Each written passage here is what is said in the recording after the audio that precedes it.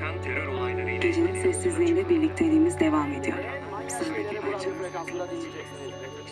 Evet, değerli kent dinleyenleri, Kaybedenler Kulübü burası.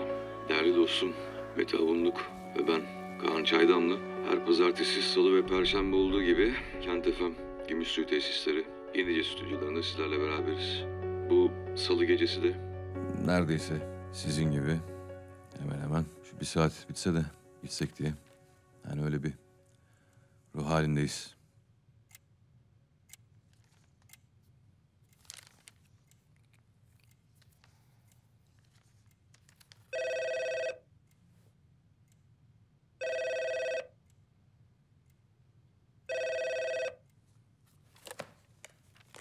İyi geceler.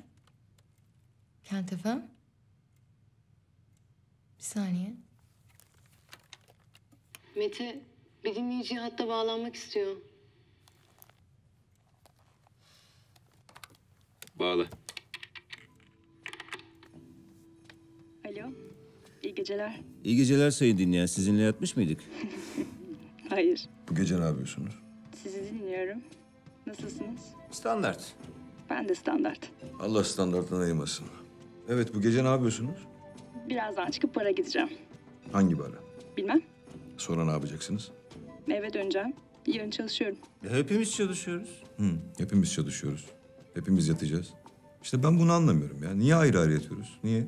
Madem hepimiz yatacağız, niye ayrı yatıyoruz ya? Niye ayrı yatıyoruz? Ya bu akşam niye birlikte yatmayalım ya? Ya bu akşam benimle yatar mısınız sayın dinleyen ya? Tabii ki. Hadi ama. Olur dedim ya. Lütfen ya. Tamam dedim işte. De ben de şöyle bir şey oluyor yani. Mesela ben bu akşam sizinle yatacağımı biliyorum ya şimdi. Yani mesela bana... Öyle bir sakinlik oluyor ya. Yok Mete, bende sakinlik olmuyor. Yani bayağı taş gibi oluyor bende. Alo. Alo. Bir atasözü var. Alo. Tahmin ediyorum Sibirya kökenli. Alo. Akşam ne yapacağımı bildikten Alo. sonra yani...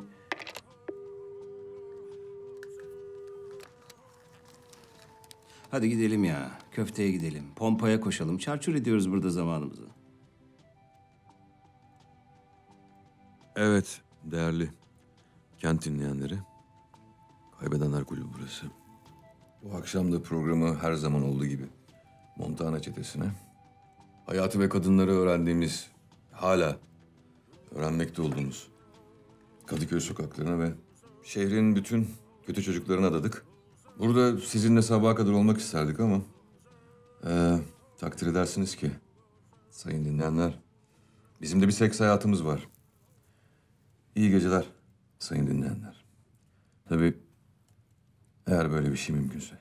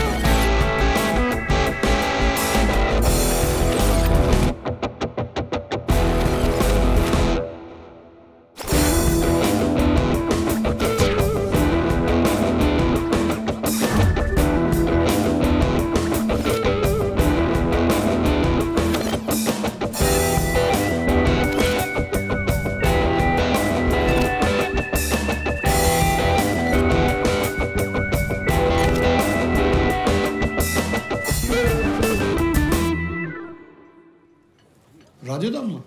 Evet. Nasıl gidiyor? İyi takılıyoruz işte Hakkı Usta. Var mı çok dinleyen? Çok. Yıkılıyor. İyi, maşallah. Akşam sana geliyorum. Bizim kızları da çağırdım. Benim onda yayın evinde olmam lazım sabah. Eğer o gemini sıkıştırmam gerek. Yoksa biliyorsun teslim etmiyor kapak tasarımları. Ne basıyorsun? William Blake, Masumiyet şarkıları. Bir de Camera Lucida. Fotoğraf üzerine düşünceler. Roland Barthes. Çok iyi. Çok iyi. 125 tane falan satar herhalde. Sonra biz sigara yakıp depoda böyle kalanlara bakarız. Ne kadar güzel bir iş yaptık diye. 125 satabilir misin sahiden?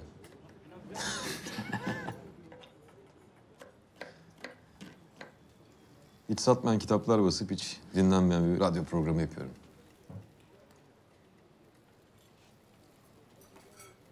Bu çok iyi.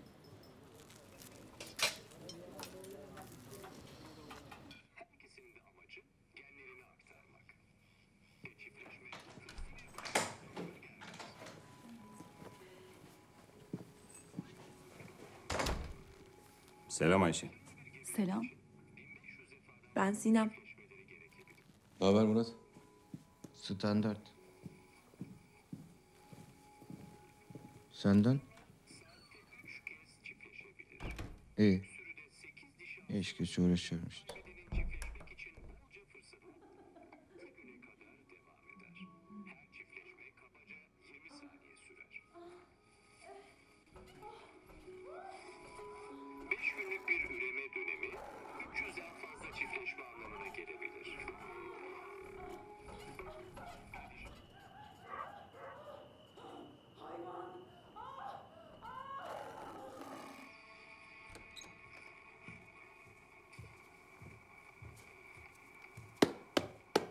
Çeviriyi ne yaptın?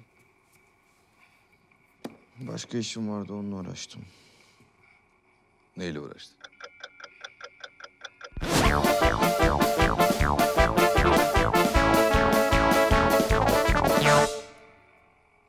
Ya işim vardı, gelmedin.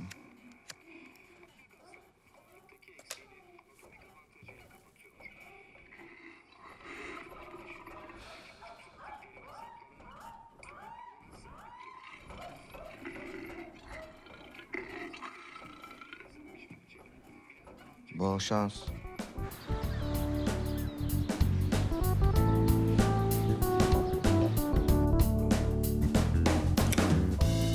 Bu sabah yalnız uyandım. Aynada kendime baktım. Gitmek ne zor kararmış. Acilen kaçmam lazım. Yol var içimde. Gitmek var hep dilimde. Nefes alamam ben bu şehirde. Acilen kaçmam lazım. Alo. Selam abi, ne haber? Abi zaten gelince seninle kapılı konuşacak. Yok abi, daha ev kapının son halini falan görmedim. Abi şimdi geldi adam. Hadi gene. Gönder gelsin. Abi bağlıyorum ben. Alo. Ne haber? Kapağı gördün mü? Ha, ellerine sağlık. Eyvallah. Ya şu fotoğrafı biraz ufaltıp biraz sağa mı kaydıralım? Hı? Ne dersin? Ya hafta yetiştirirsen sıkıntı olmaz. Tamam, hadi. Hadi.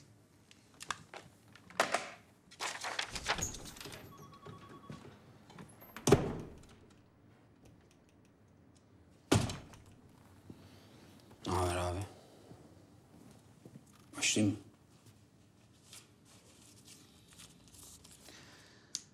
Mikki'ye geldi çevirden. Bahçeki sordu. Kortaz'a ve 2 kuli ihale var abi. Bu ay ödeme zor çıkar ama bir de kira var. Arrivederci. Ben de senin.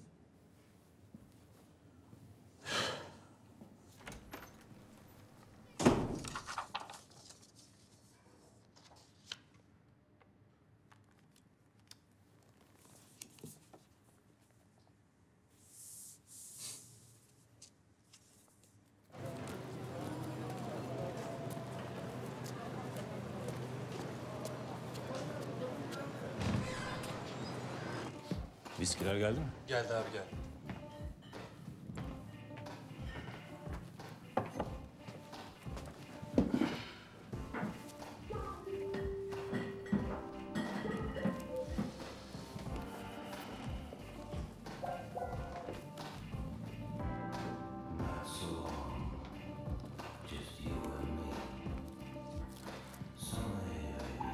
Var mı enteresan bir şey? Yani? Çoğu koleksiyoncunun böyle bir şeyin varlığından haberi yok. Plak tamam ama böyle bir kapak kimsede yok. Çok güzel. Bakabilir miyim? Hayır, bakamazsın. Neden bakamam? Baksam ne olur, benden kıymetli mi? Adın neydi senin? Hande, unuttun mu? Ne var akşam? Akşam yayından sonra bana gel. Amir, hadi. Hadi.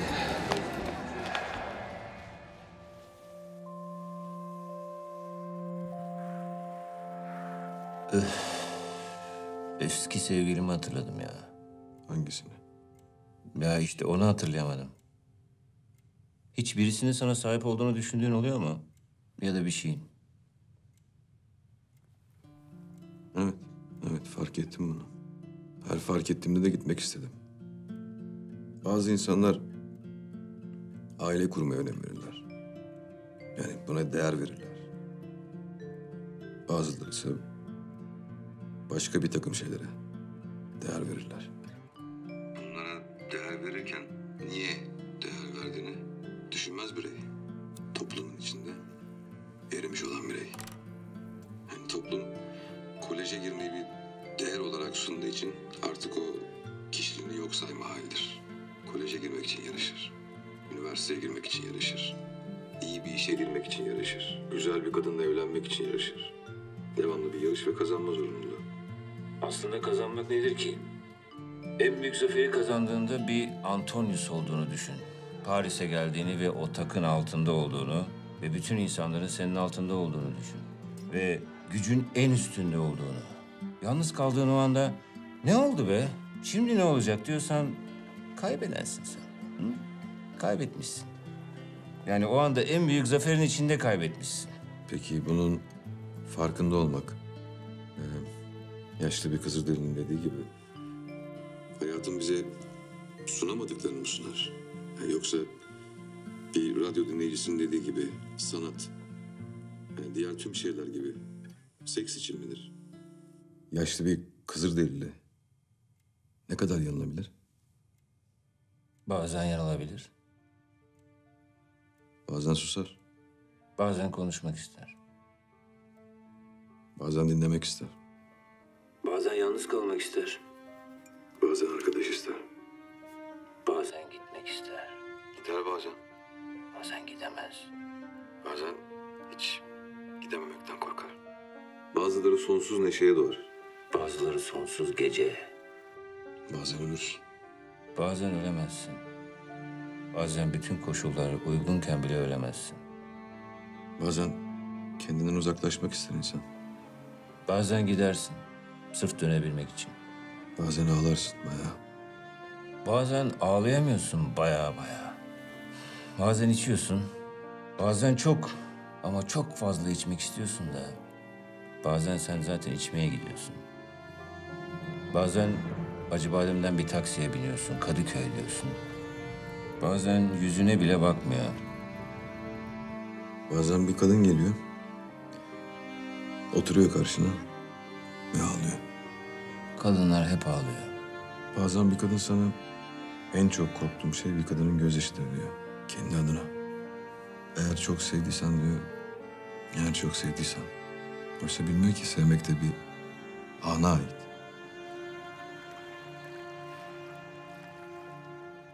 Her şeyin başı su. Felsefenin de.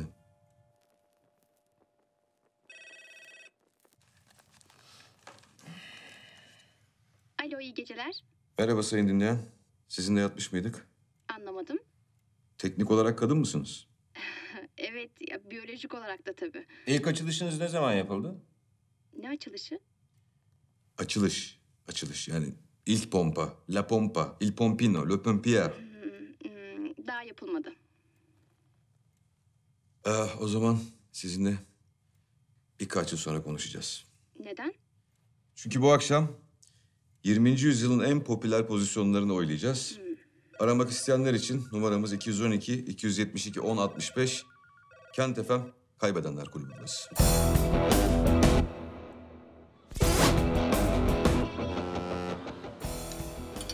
Ama çok şey yapmışsın anne. Ne bileyim uzun zamandan beri gelmedin. Yoğunum o yüzden. Sen çocukluğundan beri yoğunsun zaten. Verdiğim kitapları okudun mu? Okudum. Sen benimkileri okudun mu? Okudum. Hem de hemen. Hangisini beğendin en çok? Ölüler. Neden bu kelimeler bana hep sıkıcı ve soğuk geliyor? Acaba senin adın olabilecek kadar zarif bir kelime olmadığı için mi? Sen en çok hangisini beğendin? Sheltering Sky. İnsanın ruhu vücudunun en bitkin parçası. Ne zaman öleceğimizi bilmediğimiz için hayat sonu olmayan bir yolmuş gibi geliyor bize. Fındıklı yaptım bu sefer. Sağ ol. Barda işler nasıl? Fena değil. Program? O da idare eder. Radyodan para alabiliyor musunuz? Hayır. Ne yapacaksın peki? Var aklımda bir şeyler. Takviye ister misin biraz? Gerek yok anne, merak etme. Geçen akşam dinledim biraz. Niye böyle bir şey yaptın kendine? Bilmem. Hoşuma gitti. Kızlar alınmıyor mu siz öyle konuşunca? Bilmem.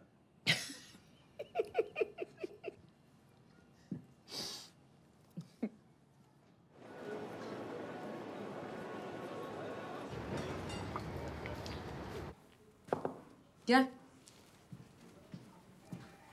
Savin grubun reklam teklifi. Tamam sağ ol. Bu haftanın yayın akışı Aslı Hanım. Dün gece Kaybedenler Kulübü'nü dinlediniz mi?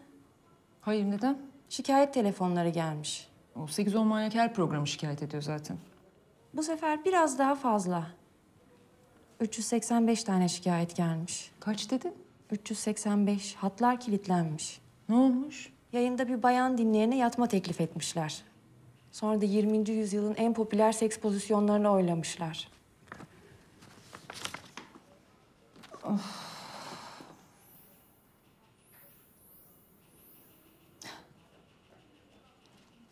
Tamam ben hallederim.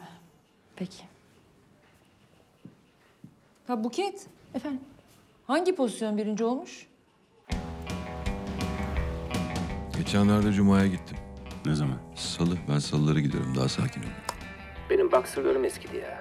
Ben sana bir boxer alayım. Olmazsa benimkini vereyim. Seattle için iftar vakti. Haydari mi süzme yoğurt mu? Sadece yoğurt. Patlıcandan hoşlanıyor musunuz? Bayılırım. Mastürbasyon yapıyor musunuz? Hayır. Hiç mi? Hayır. Patlıcanla ne ilgisi var? Patlıcanla bir ilgisi yok. İyi geceler sayın dinleyen. Sizinle yatmış mıydık? Siz nasıl bir program yaptığınızı düşünüyorsunuz?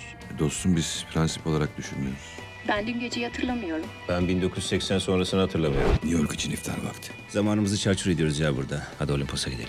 Olur. Canım benim, yalarım. Bir mukavele bende.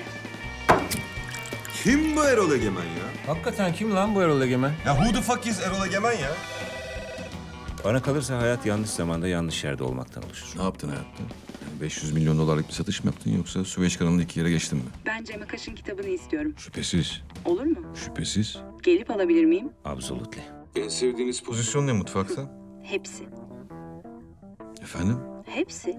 Fark etmez mi hepsi mi? Hepsi. Peki hiç seks yaparken yumurta pişirdiniz mi? Evet. Ben tahrik oluyorum. Ben de. Peki size kolay gelsin. Bundan sonraki hayatınızda iyi orgazmlar diliyorum. Anılar anlatıldığında gitmez mi? Anılar anlatılınca acıtır. Neden her konuştuğunuz ucu sekse dokunuyor? Hayatta ucu sekse dokunmayan bir şey var mı? Varsa da biz bilmiyoruz. Kim bu Erol Egemen dedim ya? Kim lan bu lavuk? Kimse çıksın ortaya. Haftaya kına gecesi yapıyoruz. Sizin programınıza da, size de çok kıl oluyorum aslında. Evet. Ama yine de aradım. Bravo. Abi her zamanki gibi çalmamak üzere bir şarkı isteyebilir miyim? Tabii. Pearl Jam'den Immortality.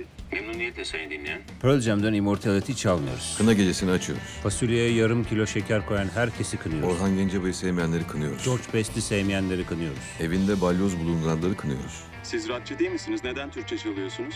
Sana ne? Gidiyor muyuz Olympus'a? Hadi. I'm a rock and rollin' loser to the end.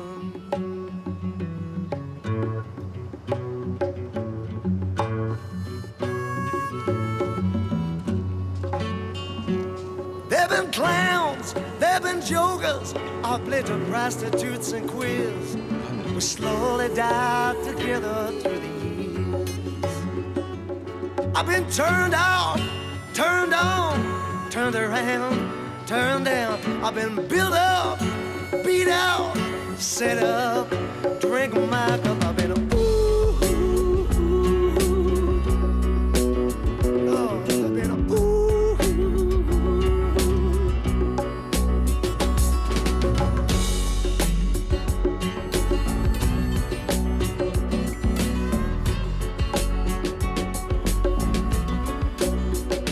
All the things that you see, all the sounds that you Dönelim mi? seem to have no meaning Akşama çıkarız. to a glass of beer. And you're tired, twisted up inside. You feel you don't belong. And the boss man shouts, "Get up there, son! Say one more song!" Kapak yine yıkılmış. Evet ya. Erol Egemen'in bu olayına hastayım. Sadelik. Değil mi? Mete Lütfü'ye uğradım ben gereken ya. Elinde bir iki Osmanlıca belge vardı. Bir şey dedi mi? Gelsin baksın dedi. O zaman kesin sağlam bir şeyler var elinde. Kesin. Domatese karabiber atıyorum, itirazı olan. İyi, iyi. En azından bu masadaki herkes son brotigunu okumuş. Güzel.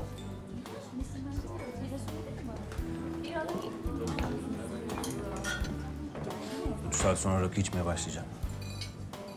Bu kadar sürer mi? Ne? Başlaman. Evet, zaman alıyor. O yine bardayım. Yine içmiyorum. Ya biliyorum. Ya, tabii canım. Sen hiç içmezsin. Sevmedim şu lanet şeyi. Ya sikeceğim radyo muhabbetinizi. Sana ne oluyor amına kodum yerine ya? Ne? Bence çok iyi ya. Değil mi? Standart yani. Adın neydi senin?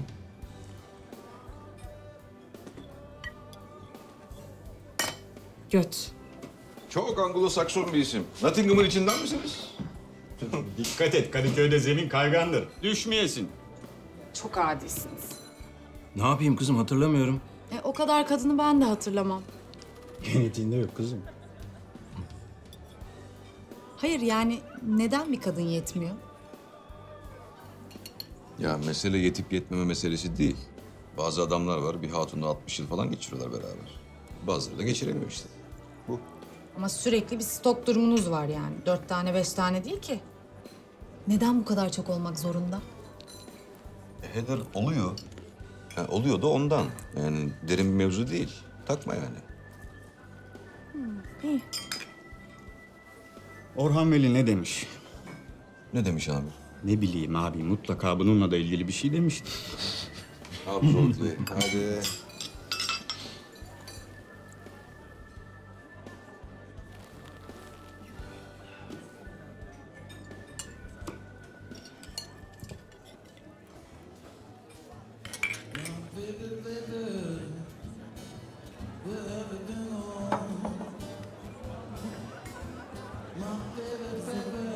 Çok yalnızım ya.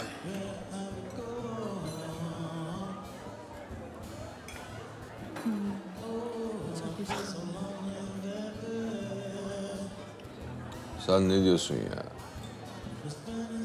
Ben geçen gün ölüyorum sandım yalnızlıktan.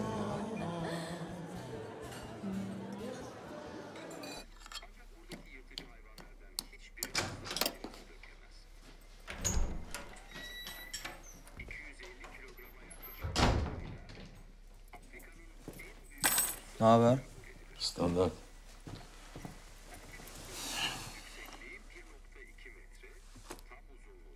Mayonezine pizza koysaydın. Kırıyor. Pizzanın tadı o kadar iğrenç ki başka türlü yiyemiyorum. Alıyor dökme. Merak etme. Bende. Ciğeri nasıl gidiyor?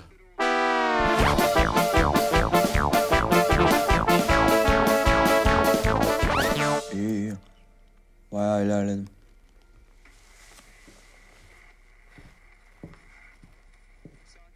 Sen kimsin? Şebnem. İster misin?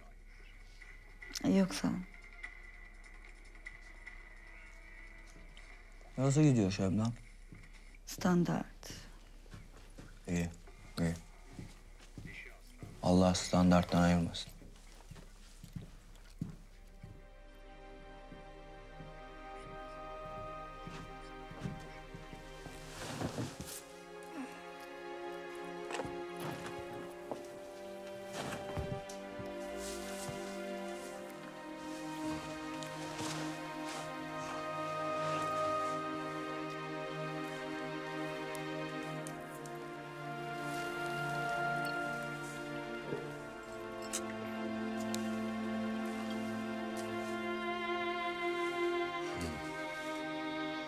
Şişe güzel bir zenci kadını andırıyor. Değil mi? Ne dersin?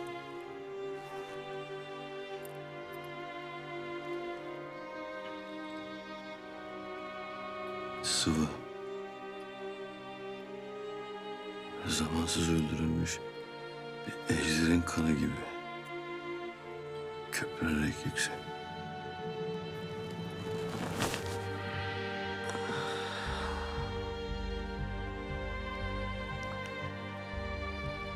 Ve yakıcı.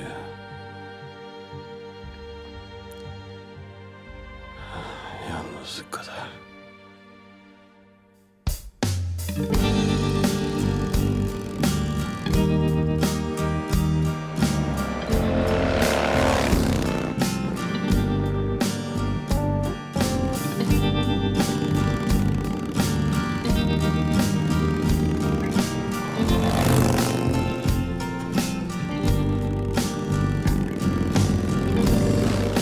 Wrong side of the road,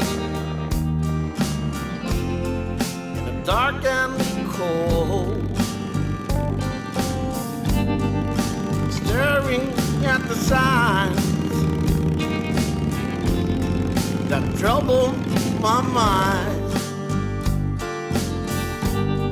If there's anyone out there who can hear this man's cry, it's just an old fool who's about to die.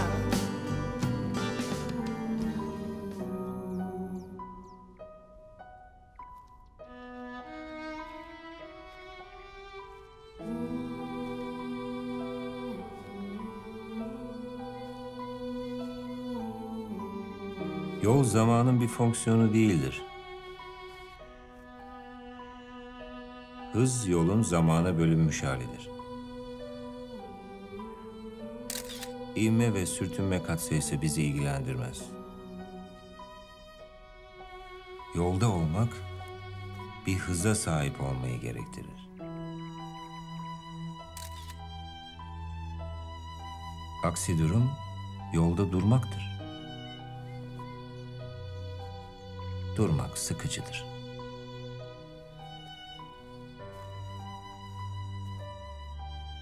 Yolda durmak, yolda olmak anlamına gelmez. Yolda durmak anlamına gelir. Yolun bittiği yerde durulmaz. Ya önce durulur, ya durulmaz. Bazen yolun kenarından renksiz duru sular akar. O sularda balık da vardır. Yolun yardığı tepelerin biri yeşil toprak, diğeri bej olabilir. Su aktığı yerin rengine bürünmez. Ama sana öyle gelebilir. Ayrıca yol bitmez. O labirentin duvarıdır.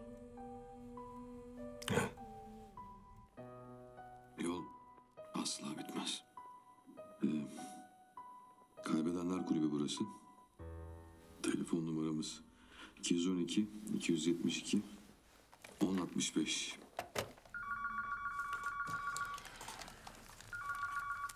İyi geceler sayın dinleyen. İyi geceler bayım. Adınız? Kuşbeyin diyelim. Buyurun sayın dinleyen. Kendinden ne kadar uzaksan, aslında kendine o kadar yakınsın. Yeryüzüne sana en uzak nokta aslında sırtındır. Bazen büyük farklılıklar insanları birbirine daha da yakınlaştırır. Bir kürenin üzerinde yapılan bütün yolculuklar aslında yalnızca başlangıç noktasına yaklaşmaya yarar. Benim hayatta Ne diyorlar ya? iki şey vardır. Ben pek anlamıyorum ama çok hoşuma gidiyor. Bu ikisi de sizde var. Ya çok derin şeylerden bahsediyorlar. Fakat ben hep şunu düşünmüşümdür. Doğru zamanda doğru yerde olmamaklardan oluşur her zaman hayat. Bana kalırsa yanlış zamanda yanlış yerlerde olmaktan da oluşur hayat. Aşağı yukarı aynı şey hepsi.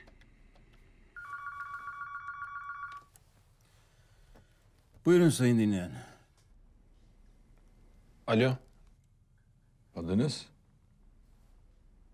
Brit. Nereden arıyorsunuz sayın dinleyen? Kadıköy.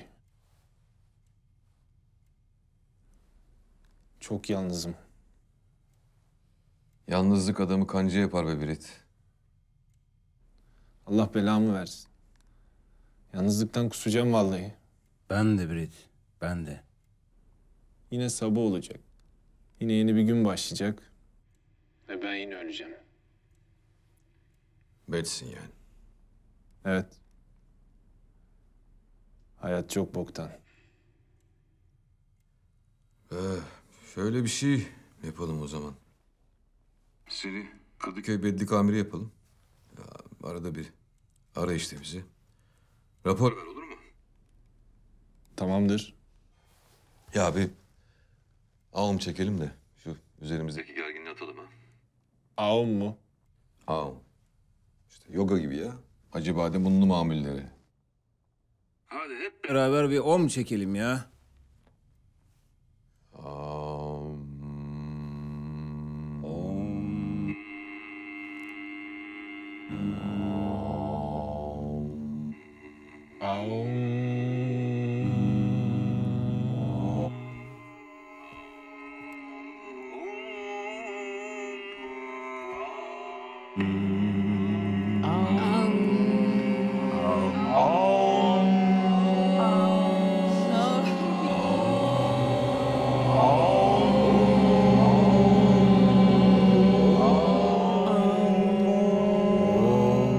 Nedir uçtu?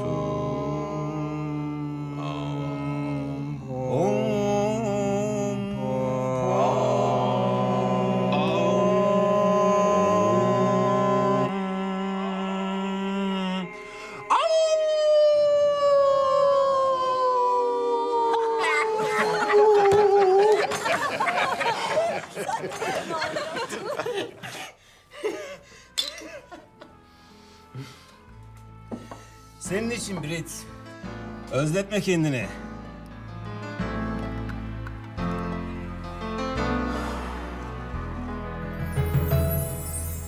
Gözümde canlanır koskoca mazi. Sevgilim nerede, ben neredeyim? Suçumuz neydi ki ayrıldık böyle? Kaybolmuş benliğim, bak ne haldeyim. Gözümde canlanır koskoca mazi. Sevgilim nerede, ben neredeyim? Suçumuz neydi ki ayrıldık böyle?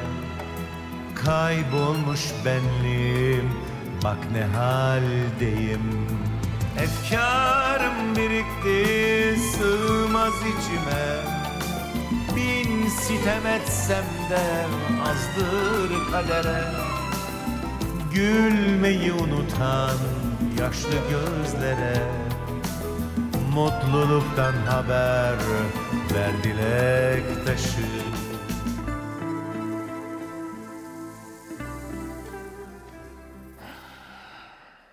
Birde değil miydi randevumuz? Anca uyandım, kusura bakma. Kaan nerede? Yayın evinde işi vardı, çıkamadı. İşler nasıl? Var mı bir isteğiniz, şikayetiniz? Yok, Program biraz canlandı galiba. bilmem. Öyle mi? Fena değil. Biraz daha uğraşırsak daha da iyi olur. Hatta reklam bile alabiliriz. Size para bile ödeyebiliriz. Ama Dozunu biraz hafifletin.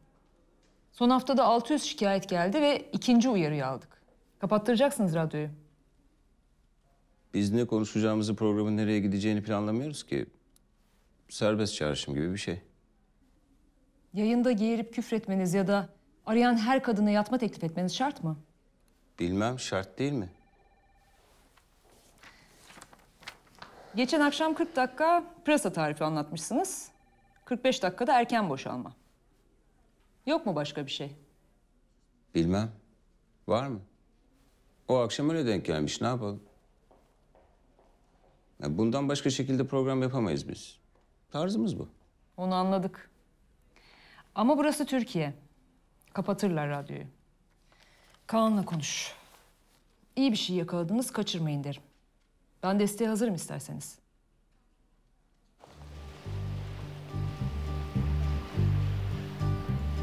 Sitting in the morning sun, I'll be sitting when the evening comes, watching the ships roll in, and then I'll watch them roll away again. Yeah, I'm sitting on the dock of the bay, watching the tide roll away. Just sitting on the dock of the bay, wasting time. I left my home in Georgia, headed for the Frisco Bay, 'cause I've had nothing to live for, and look like nothing's gonna come my way. So I'm just gonna sit on the dock of the bay, watching the tide roll away. I'm sitting on the dock of the bay, wasting time. Look like nothing's gonna change. Everything still remains the same. I can't do what 10 people tell me to do, so I guess I'll remain the same. Listen, sitting here resting my bones, and this loneliness won't leave me alone. Listen, 2,000 miles I roam just to make this dock my home. Now I'm just gonna sit at the dock of the bay, watching the tide roll away. Ooh, I'm sitting on the dock of the bay, wasting time.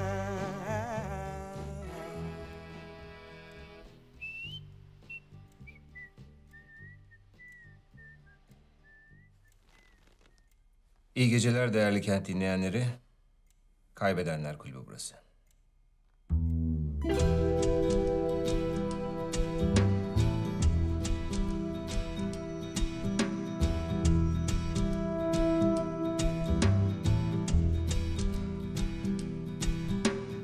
Touch my heart, unveil my soul. Aşık olmak anlık bir şey. Feel the woman. Birden her şeyin çok parlak göründüğü, birden en pastel renklerin bile ısınmaya başladığı, birden tüm yemeklerin çok daha lezzetli olduğu bir av bu. İnsan karar vererek aşık olmaz. Sadece bir bakar, olmuş.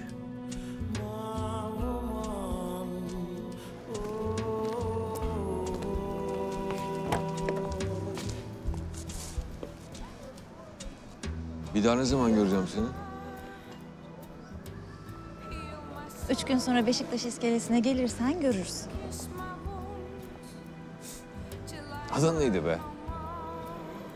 Bilmem. Hatırlamıyorum. 6.45 diyelim. Ha.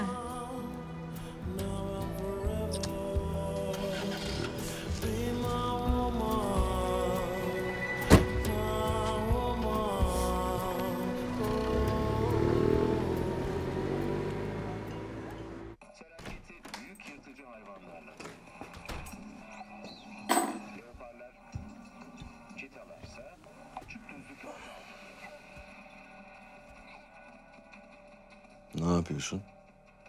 Zihnimi dinlendiriyorum. Ara verdim. Ne zamandan beri?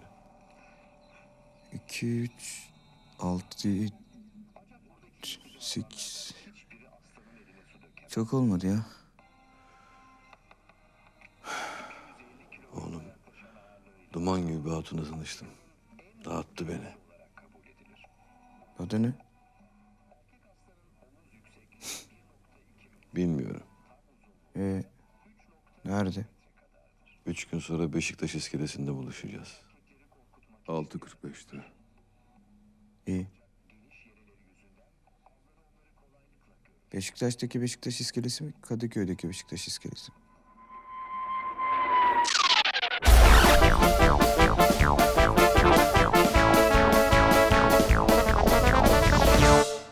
Bilmem. Bol şans. Sağ ol. Alo. Berit ya, bir şey soracağım sana. Biri Beşiktaş iskelesi derse... Kadıköy'deki Beşiktaş iskelesini mi anlarsın, Beşiktaş'takini mi? Benim iskeleyle işim olmaz. Erol Egemen'e sor.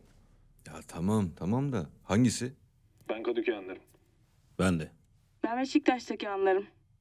Alo. Alo. Buyurun sayın dinleyen.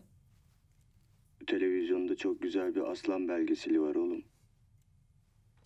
Eyvallah sayın dinleyen. Bir de burada Mete'yi bekleyen Ceyda diye bir kız var. Beklemesin isterse, geç geleceğim. Bol şans.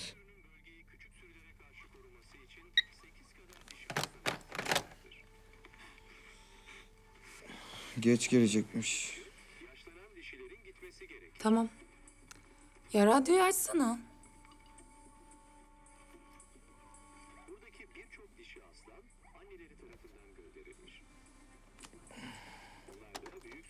Geç geleceğim demişken.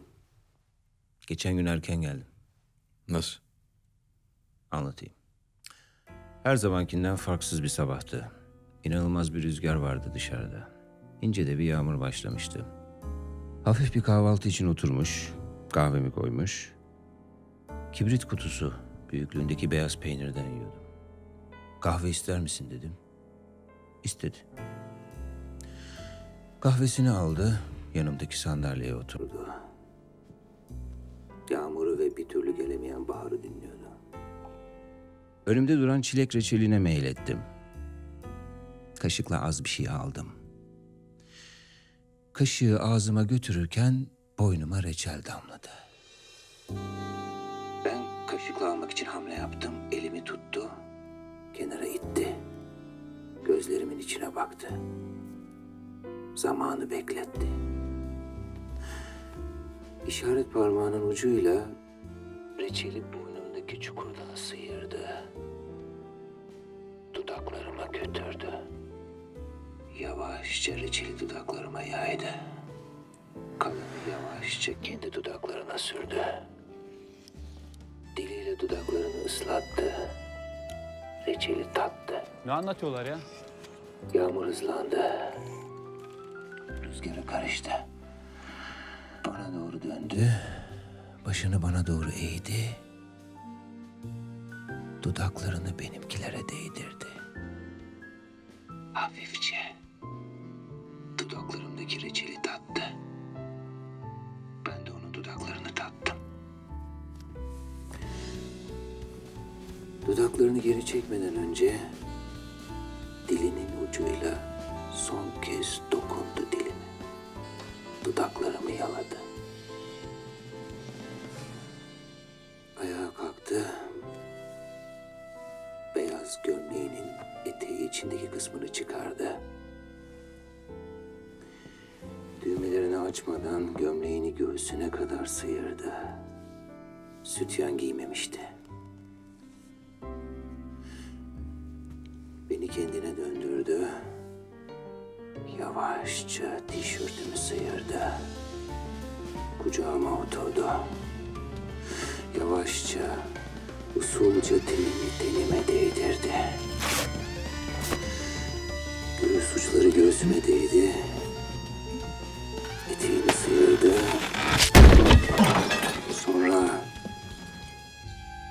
Sonra? Ne oldu dedi. Ne oldu? Erken boşaldım.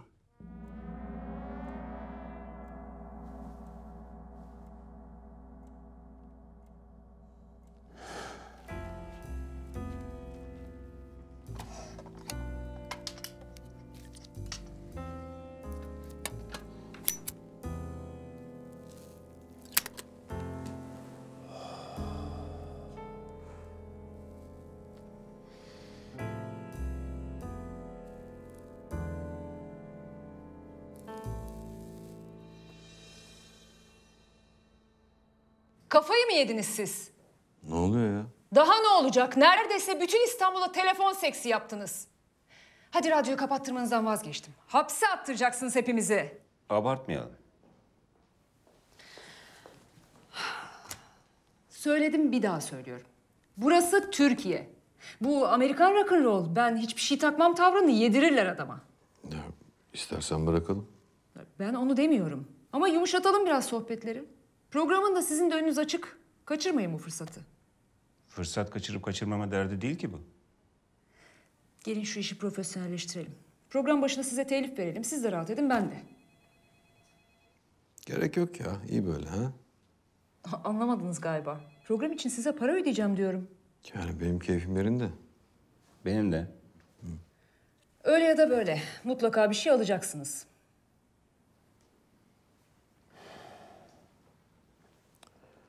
Tamam.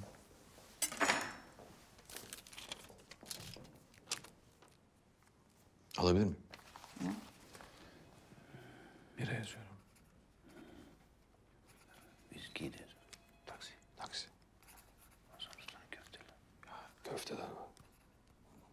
Var mı şey bakalım. Yemek, içki ve yol masraflarımızı ödeyin. Yeter. Viskiyle biranın maliyeti bile yeter zaten. Ver istersen, belki itiraz olan bir yer olur. Buyurun.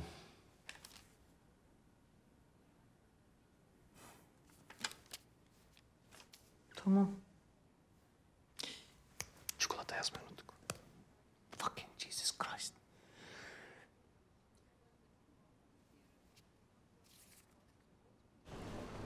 Kaçta Kuşbeyin'de olacağız? 8'de. Para istemeyerek sence salaklık mı ediyoruz? Yaptığımız şey sen paha biçebilir misin? Yani programı kaybetme korkumuz yok değil mi? Ha, 3-5 kuruşa köreleri olmayalım. Doğru.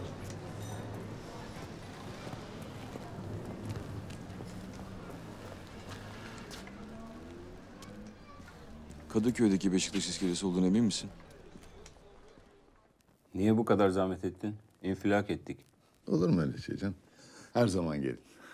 Sağ olun davete icabet ettiğiniz için. Çok güzeldi Kuş Bey'in. Ziyade olsun.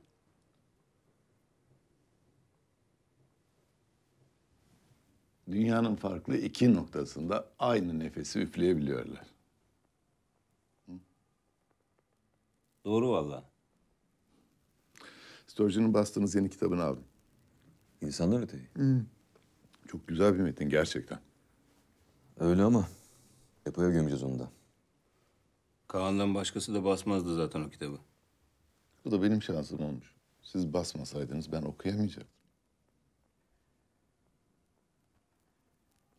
İki şey hiç değişmiyor biliyor musun? Bir kitapları hazırlankenki heyecanım, bir de bastıktan sonraki hayal kırıklığım. Süleymaniye Camii'nin bir bakıcısı vardır. Vanlıdır. Bunun babası bu küçükken bir iş için İstanbul'a gelmiş. Dönüşte de hatıra olsun diye Eminönü'nden bir Süleymaniye Camii fotoğrafı almış. Bu bakıcı o zamanlar daha çok genç, küçük yani. Van'daki evlerinin duvarına asmışlar fotoğrafı. Çocuk her gün o fotoğrafa saatlerce bakmış. Babasının İstanbul'dan getirdiği o fotoğrafına büyük bir tutkuyla bağlanmış.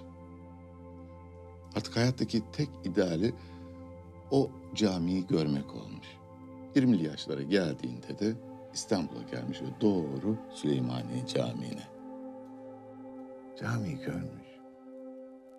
Oturmuş bahçesine bakmış. İçeri girmiş. Namaz kılmış. Bir türlü ayrılamamış orada. Sonra bahçesindeki yaprakları temizlemeye başlamış. Çiçeklere bakmış. Öyle hiçbir şey talep etmeden. Kendiliğinden. Caminin imamı fark etmiş bunu. Ve bakıcı olarak işe almaya karar vermişler. Süleymaniye Camii'nin üst katlarında bakıcı için gizli bir oda vardır. Caminin imamı ve bakıcı dışında hiç kimse bilmez bu odayı. Buna bu odayı vermişler. Ve rivayete göre İstanbul'un en güzel manzarası buradan bakınca görünürmüş. Ve böyle eşsiz bir manzaraya bakmaya nail olmak ancak büyük bir tutkuyla mümkün olmuş.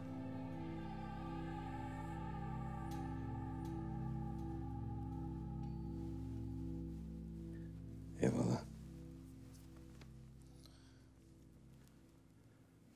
Kuşbey'in biz müsaadeni isteyelim. Yolumuz uzun. Kadıköy'e geçeceğiz. Kadıköy karşısı geçersiniz nasıl olsa. Ha, bu arada bence o iskele Kadıköy'deki Beşiktaş iskelesi olmalı. Hı? Öyle değil mi? Je suis là, ça fait longtemps déjà que j'attends, je t'attends pour te revoir une fois. Viens un jour, viens, retrouve-moi au même endroit. Embrasse-moi, tu verras, tout sera comme autrefois.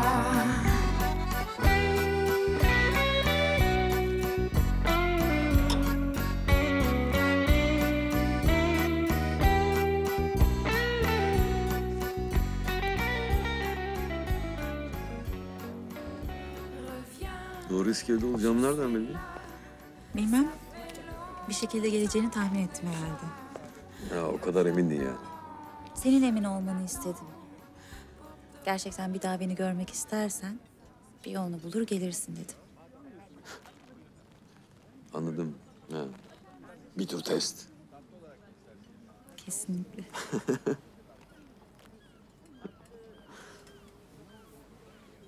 Ne yapıyorsun hayatta yani? Genel olarak. Ne iş yaptığımı falan sormaya çalışıyorsun herhalde.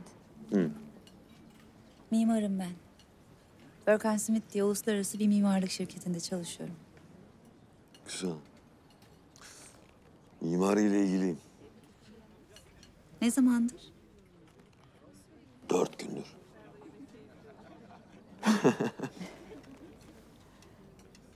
Peki. Sen ne yapıyorsun? Benim bir yayın evim var. Gerçekten mi? Hangisi? 6.45. 6.45 yayınlarından birkaç kitabım var benim. Sahi mi? Hangileri merak ettim. Enis Batur, Sütte Ne Çok Kan. Bir de Oruç Aroba var. Ne ki hiç. Birkaç tane daha olması lazım ama.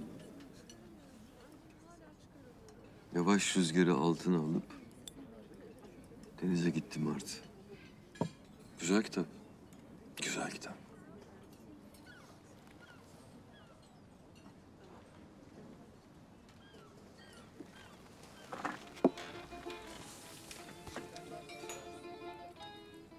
Nerede oturuyorsun ya? Göztepe'de. Minibüs Caddesi'nde oturuyorum. Yalnız mı kalıyorsun evde? Ablamla oturuyorum. Üniversiteden beri birlikteyiz. İkimiz de burada okuduk. Nerelisiniz? İdirneliyiz. Ablan ne iş yapıyor? Eczacı. Başka? Başka soru?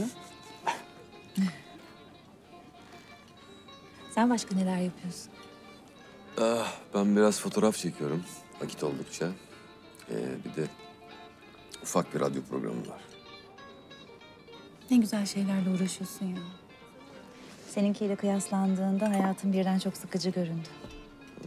Rutine dönüşen her şey sıkıcıdır aslında. Yani bu yüzden komşunun bahçesindeki çimen bize hep daha yeşil gelir her zaman. Takma yani. Evet ama rutine dönüşmeyen hiçbir şey de kalıcı olamaz ki hayatında.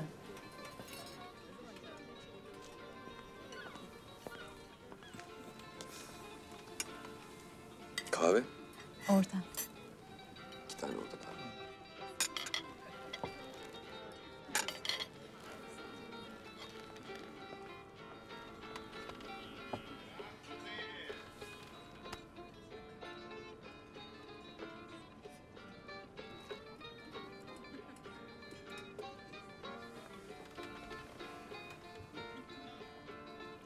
Böyle çok çıktığın oluyor mu?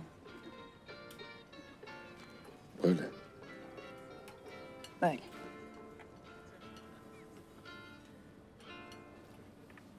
Hiç.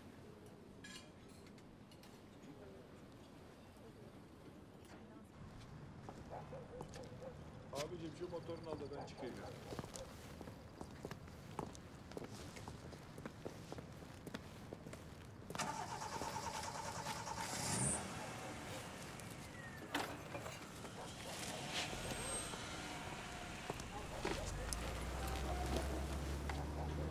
Daha erken. Dolaşalım biraz.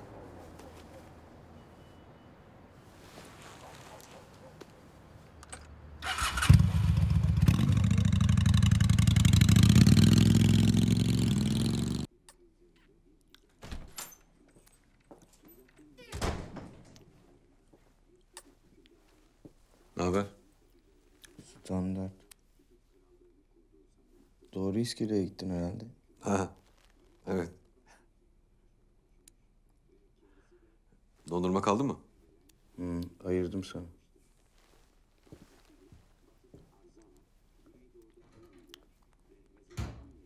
Dalga mı geçiyorsun lan benimle pezevenk? Bu mu lan ayırdı? Ne etmedim. Abi sen kara dutlu sevmiyorsun diye onu yedim. Ahududuluyu şey yaptım işte. Ya bir kere de sen al biz yiyelim ya. Kız nasıldı? Çok farklı. İyi. İyi yani. Uzun zamandır böylesiyle tanışmamıştım. Neyse ben yatıyorum. Halıya dökmeyin ha. Seninki aşık olmuş farkında değil. Halıya dökme.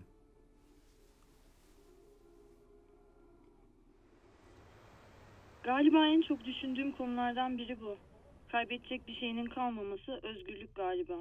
Ama bunu kim elde edebilir, kim başarabilir onu bilmiyorum. Yıl 1917 falan. Viyana'dayız. İşte bizim Karl var. Kral mı? Karl. Kral diyoruz işte biz ona. Sakallı işte. Friedrich de var. Friedrich babasının fabrikalarını bırakmış. Gelmiş bizim yanımıza.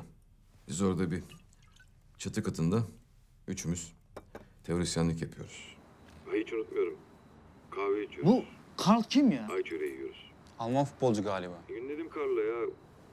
Bizim Karl halimiz Marx. olacak dedim Karl. Açın da bir iki Her kitap sabah okuyun arada. Kahve, her sabah ay Ha. çöreği. Döndüm Karl'a dedim. Karl Marx. Yani Daha neyimiz var kaybedecek dedim. Ne dedi biliyor musun bana? Zincirlerimizden başka kaybedecek bir şeyimiz yok dedi. Kaan dedi. Fuck off dedim ya. Sen dedim bu zihniyetle yüzyılı mahvedersin dedim ya. Ha bu yüzyıl alt üst olur dedim ya. Yarın öbür gün Rusya'da devrim olur dedim ya. Nitekim oldu işte. Neyse. Hadi iyi geceler sayın dinleyen. Mübarek Christmas bayramınız kutlu olsun. Hadi eyvallah.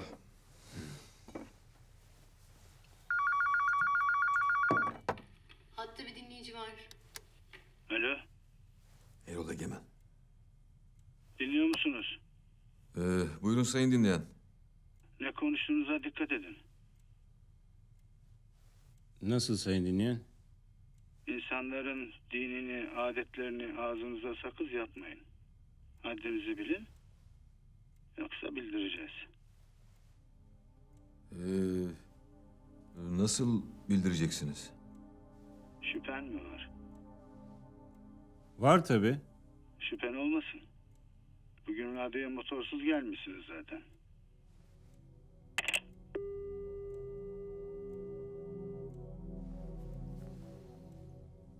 Dallama. Bir parti yapalım be Mete. Ha? İyi fikir ya, yapalım. Bir Yalnızlar Partisi. Kuruluk be. Kanımız kaynar biraz. 16'sında yapalım. Tripte. Böyle 3-5 arkadaş gelir rahatlarız. Tamam be.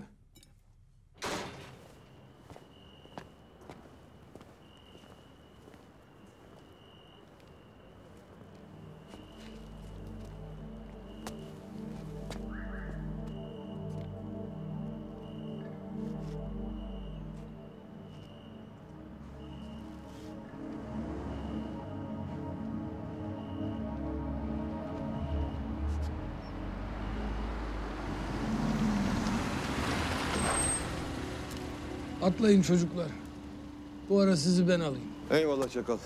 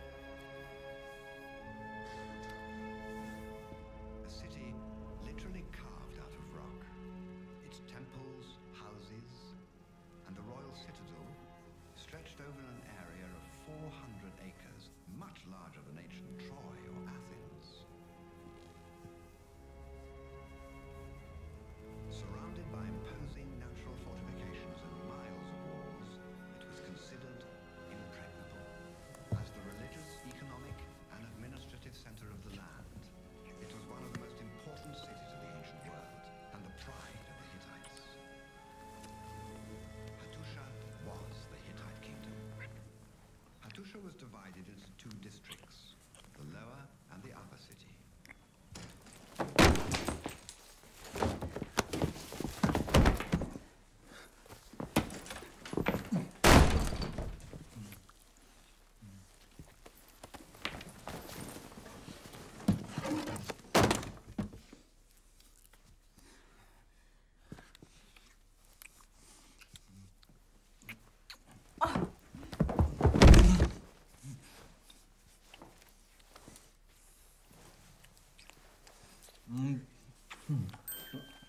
Ceyda, Murat, Zeynep, Murat, Ceyda. Herkese merhaba. Selam.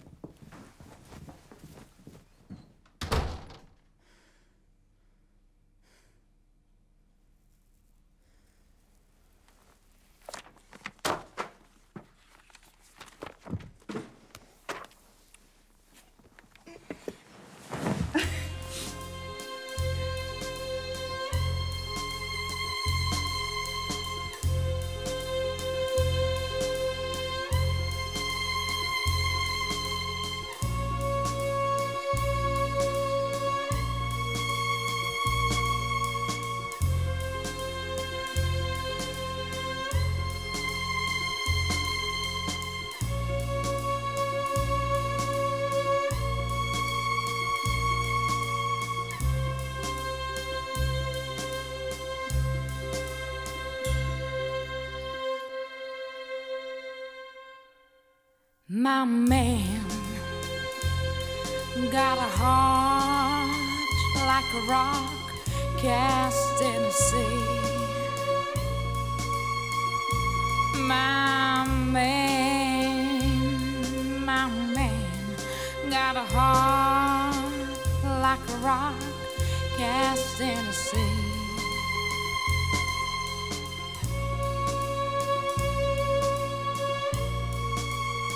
My man, my man.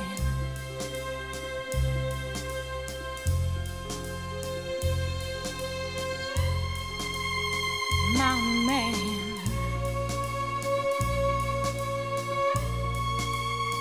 My man. My man, my man.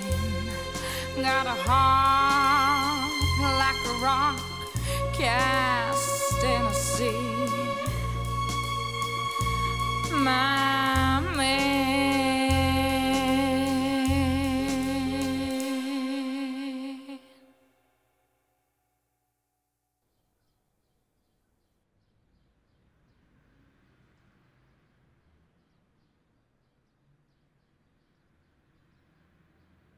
Kahvaltı edelim mi?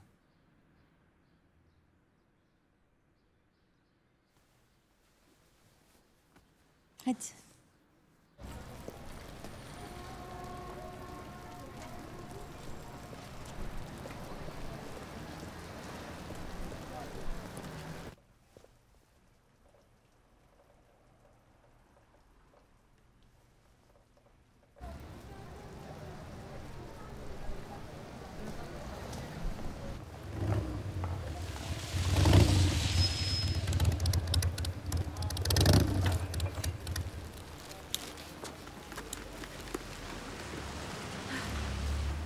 Sağ ol.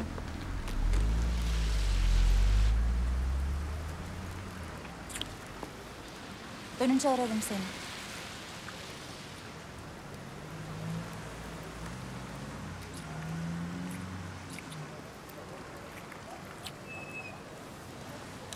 Git hadi.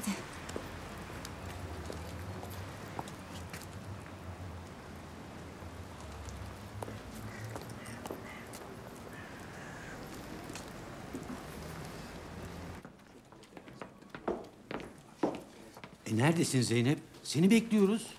Amerikalılar da senden haber bekliyor. Kusura bakmayın Cemal Bey. Aşık oldum. Sabaha kadar uyuyamıyorum.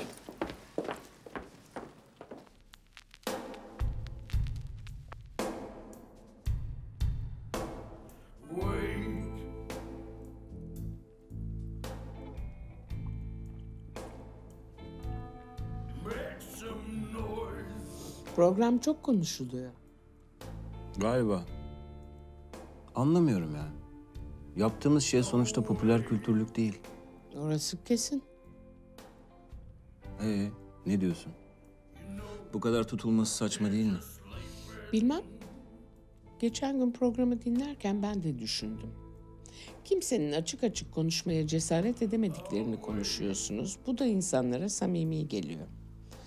Anlamasalar da, saçma da bulsalar samimiyetiniz yakalıyor onları bence.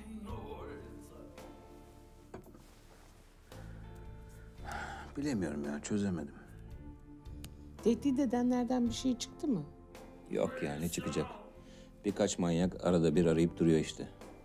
Yine de üstlerine varmayın, dikkatli olun. Merak etme. Merak etmek benim işim.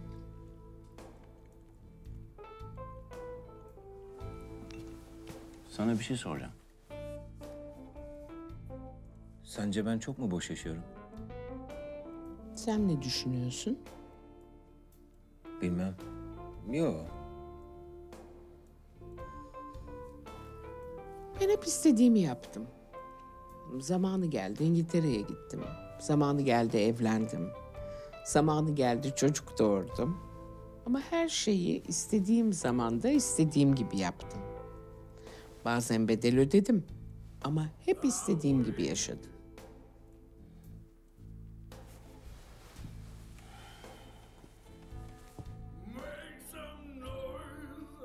Herkes o bedeli göze alamıyor.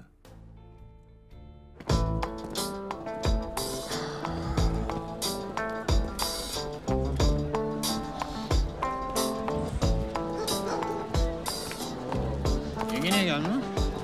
Edirne'de ailesinin yanına gitti. Oy, bol şans, bol şans, bol şans.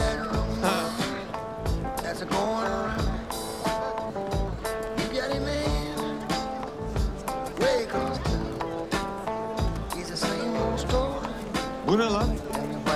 Ha siktir. Hayda.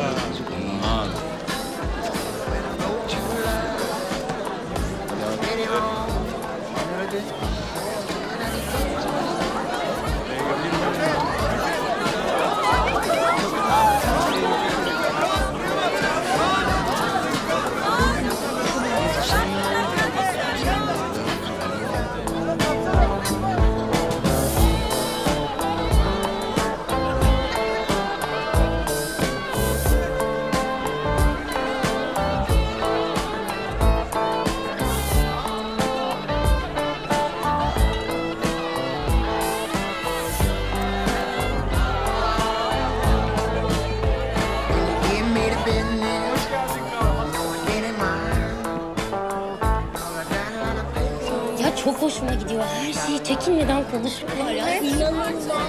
Ne haber? Standart, senden ne haber? Kim bu Erol Egemen ya?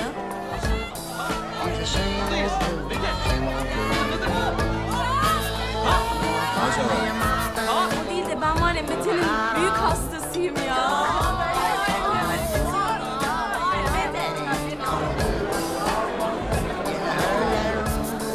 Merhaba. Sizinle yatmış mı? Çekil git gezdik.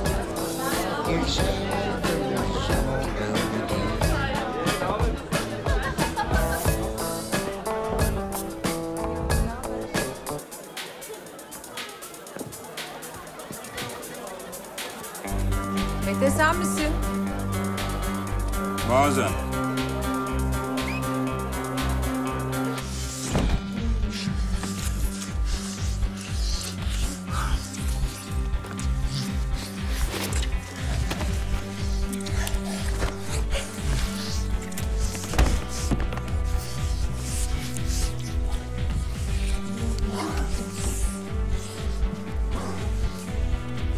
Erol Egemen. Erol Egemen kim? Erol Egemen kim?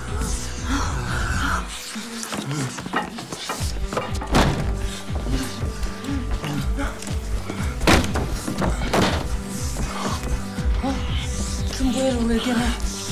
Şimdi Erol Egemen kim? Erol Egemen burada, duydun mu? Abi hayatta gelmez. Oğlum nasıl gelmez? İçeride hatun götürüyor. Duvardan duvara vuruyorlar adamı oğlum, duymuyor musun?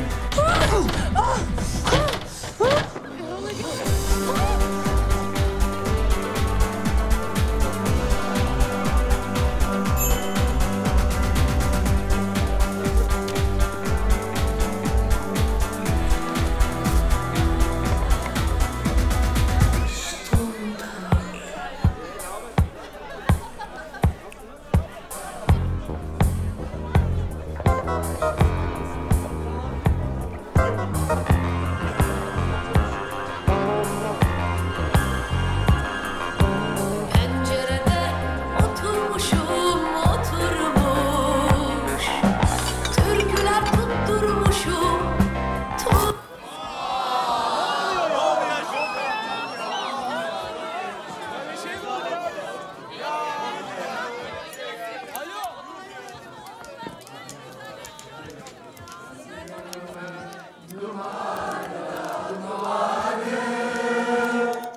Yoktur aman şu yârimin imanı.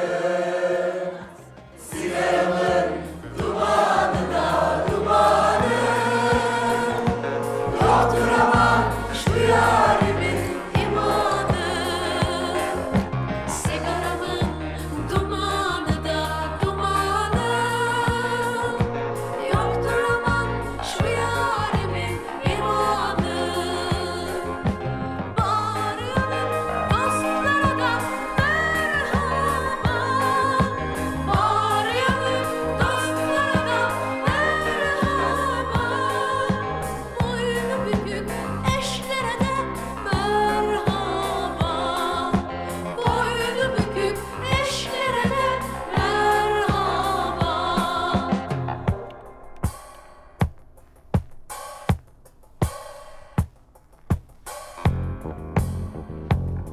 Abi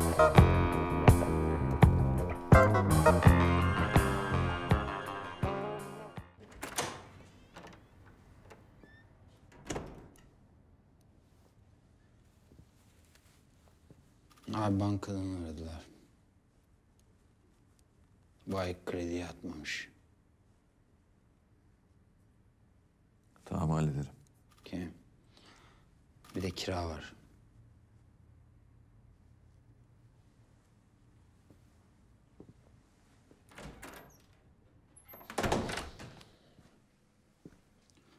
Senin ajanstan faks geldi mi ya? Geldi, bir bak istersen. Burası Altı mi? Evet. Mete ile Kaan burada mı? Nereden buldunuz? Arkadaşımız söyledi. Buradalar mı? Ne yapacaksınız siz Kaan'la Mete'yi? Kaybedenler kulübüne üye olacağız. Yok ya. Oldu. Evet. Kaan'ın işi var oğlum. İçeride mi? Ya ne olur yardım et. 2 dakika görsek ne olacak ya? Kaybedenler kulübüne üye olmak istiyoruz.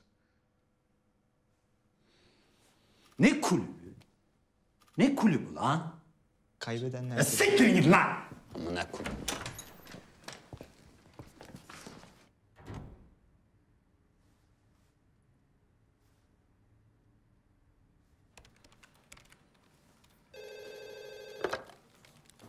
Efendim, Ne yapıyorsun? çalışıyorum. Sen? Hadi gel Olimpos'a gidelim. Tamam peki. Ne zaman? Şimdi? Şaka yapıyorsun herhalde. Yo yapmıyorum. Çok isterdim ama çıkamam. Çıkamaz mısın, çıkmaz mısın? Çıkamam. Çok işim var. İyi misin sen?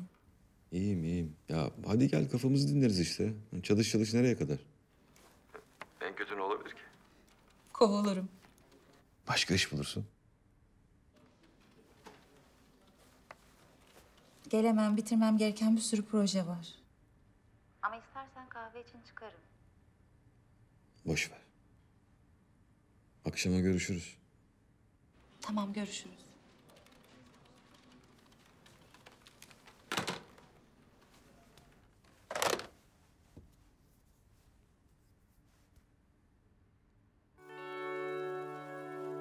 Evet sevgili dinleyiciler. Kaybedenler Kulübü adlı programımızın bu akşam da sonuna gelmiş bulunuyoruz. Bizi dinlediğiniz için hepinize sonsuz teşekkürler. Haftaya kadar sağlıklı, mutlu, neşeli kalın, esen kalın efendim. İyi geceler değerli dinleyiciler.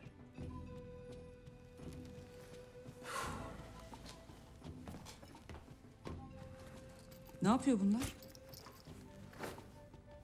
Müzik aralarında sahte rütük denetim kaseti dolduruyorlar aslanım. Tamamdır usta. Okey.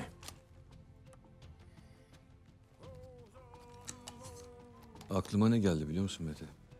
Ne geldi? Sansür. Sansür. Bence herkes sansürlenmeli ya.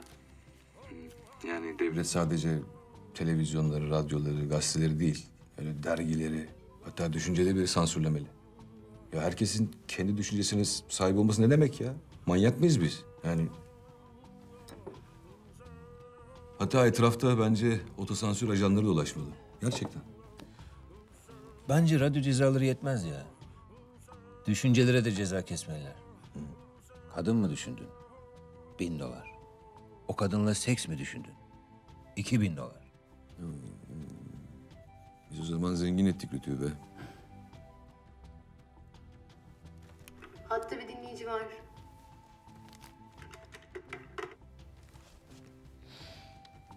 Alo? Alo, merhaba. Merhaba sayın dinleyen. Sizinle yatmış mıydık? Hayır. Ne kadar gereksiz bir soru bu. Peki bana gereksiz olmayan bir soru sorabilir misiniz sayın dinleyen? Öyle bir soru yok ki. Cevabı olmayan herhangi bir şeyin sorusu da olmaz zaten sayın dinleyen. Yani sorular sadece cevap duymak isteğiyle var olurlar. Tek bir soru hariç. Bu soru sizi derin bir suskunluğa ya da ölçüsüz bir neşeye boğabilir. Buradan anladığım kadarıyla zaten çekilmez olan varlığınızı çevrenizdekiler için iyice katlanılmaz bir hale sokabilir. Hazırsanız sorayım. Evet. Ölümün olduğu yerde daha ciddi ne olabilir?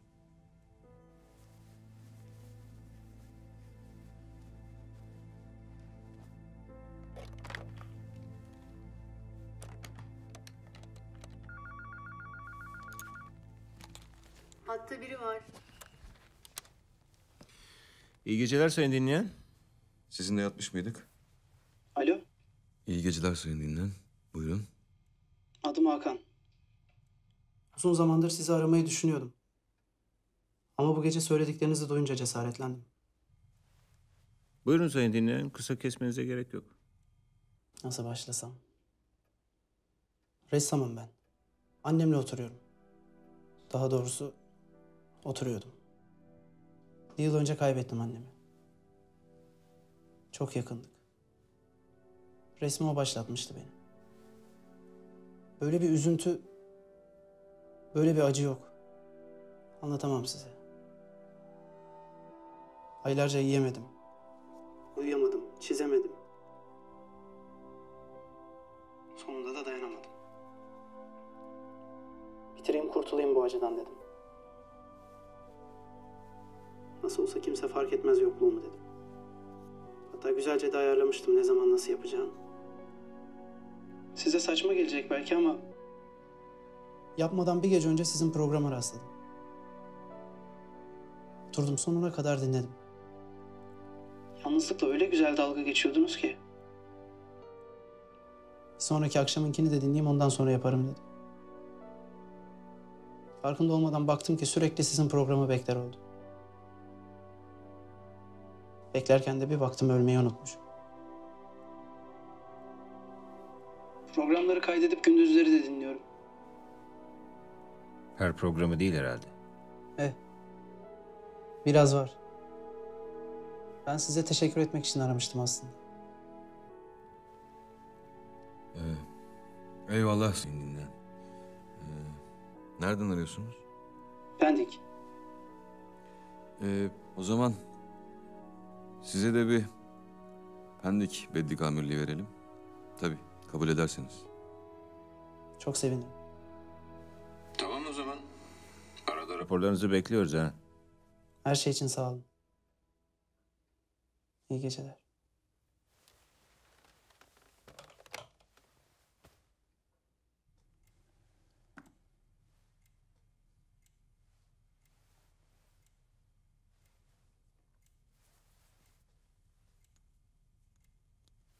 Erol Egemen aradı mı ya? Kim ki ya o arasın? Köfte yemeye gidelim mi? Hadi gidelim ya. Her akşam geliyor musunuz buraya? Haftada bir en az. Beğendin mi? Çok güzel. Arayan o çocukla niye daha uzun konuşmadınız? Konuştuk ya, daha ne konuşacaktık? Ne bileyim. İçini döktü. Teşekkür etti. Daha sıcak davranabilirdiniz en azından. O sana göre. Anlamıyorum. Elinizdekinin değerini hiç bilmiyorsunuz. Niye hiçbir şey ciddiye almıyorsunuz siz? Niye hep bize bir misyon yüklemeye çalışıyorsun? Biz radyoda konuşan, birbirinin muhabbetinden keyif alan iki adamız. O kadar. Bu söylediğine gerçekten inanmadığınızı bal gibi biliyorum. Kimseye bizi dinleyin demedik. Kimseye bu programı sevin demedik. Kimseye bizi ciddiye alın demedik. Aldılar ama. Şimdi ne yapacaksınız? Köftelerimizi bitirip eve gideceğiz. Same.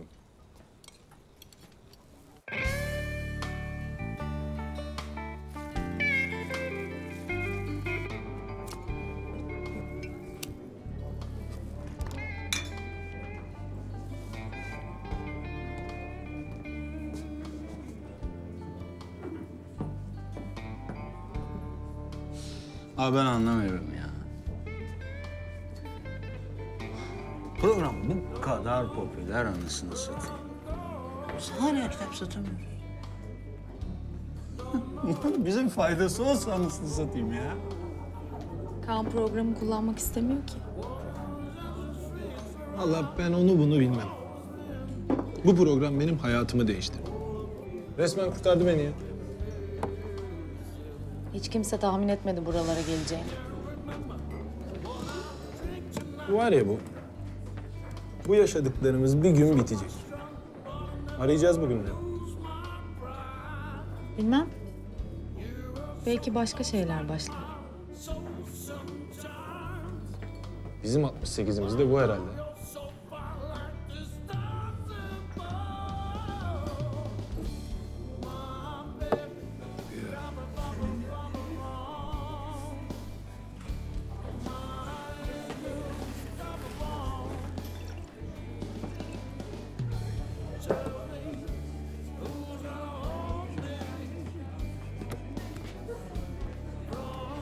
Merhaba Kaan.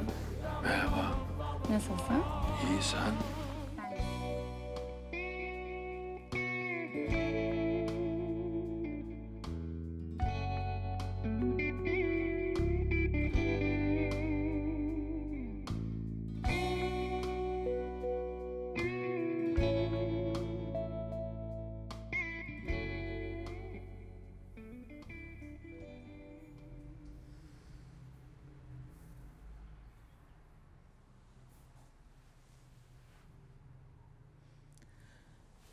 Saat kaç?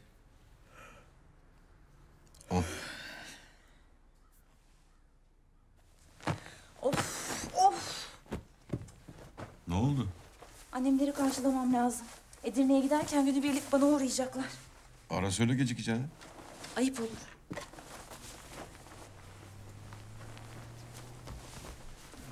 Ne yapıyorsun? Motorla bırakayım seni daha hızlı. Gerek yok, ben giderim. Hareme gelmiyorlar mı? Bırakayım işte. Kaan, gerek yok dedim. Ben giderim. Hadi ben çıktım. Akşam radyoda görüşürüz. Radyo mu? Arkadaşım gelmek istiyor demiştim ya.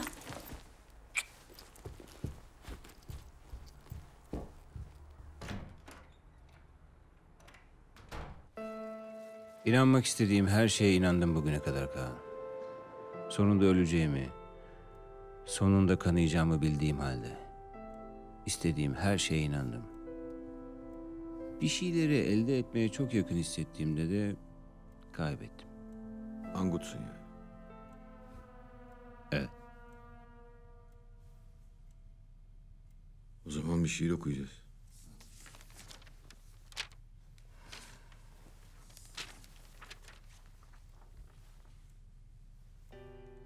Angut kuşu şehir pisliği. Angut kuşu toz ve hüzün durur gölgesinde balkaların. Yıka biricik damlaları. Vay canına. Kuzu budu gözün dalgalı sular. Vay canına. Yamaçların şaha kalktığı nehir. Uza derin uykuda. Hayda. Yerden ve gökten gül. Mavişin hissetmeden gözlerimle baktım uzağa. Yüreğim içinde yılkı, sevi güncesi. Angut kuşu ahuyu bile tanımadan. Anlıyor musun bir şey? Yok. Titremesi göğsümün yaralı sularla. Haydi be. Hoppa! Haydi be! Hop! İstensiz ölüm. Ahuyu bile tanımadan yankısı gözünde göl titremesi. Angut kuşu. Kanlı sularla. Yankısı beynimde. Angut kuşu. Göğsümün kanlı sularla toz ve huzur ve hüzün durur gölgeler. Hoppa! Su, aysız gece kum taneleri titrer. Barbunu ve dağ zakkumunu can bilip doğacaktı gelecek piçi. Vay canına be! Hayda, hayda.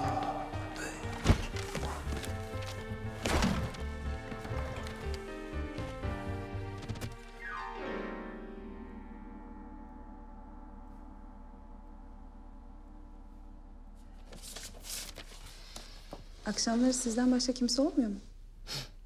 Bir de Heather oluyor o kadar. Yüzün yabancı değil. Tanışmış mıydık? Kaan, niye programı öyle sunuyorsun? Niye sunmayayım? Biraz garip değil mi? Ha. Ya yemekten sonra sıkıyor biraz da pantolon. Onun için çıkarıyorum, rahat ediyorum. İlginç. Abartılacak bir şey yok. Hadi çıkalım.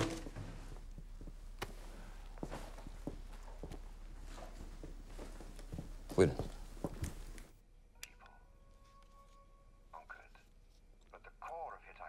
Şu vazo bir kere daha dönerse bileklerimi keseceğim onu. Kaç kere seyrettin sen bunu? 2-3 kez seyrettim ya. Yok. 4. Zeynep dikkat et, halıya dökme. Merak etme. 4-5. Ne boktan bir şey bu ya. Zeynep dikkat et. 9 kere. Ya kızım ben sana ne dedim ya? Dökme demedim mi?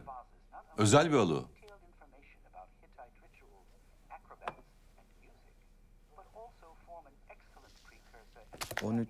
14 kez seyrettim ya.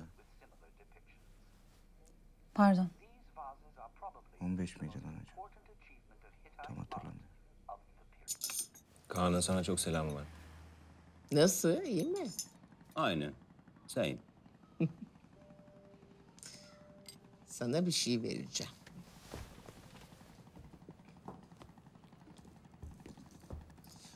Bunlar senin için.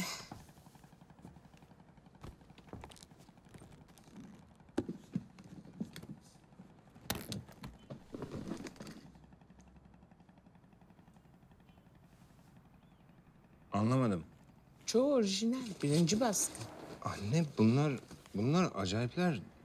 Nereden buldun bunları? İngiltere'den almıştım. Uzun zamandır saklıyordum. Dükkanına koyarsın. Dükkana mı? Öğrenmeyeceğim sanmadın herhalde. Sağ ol. Gel.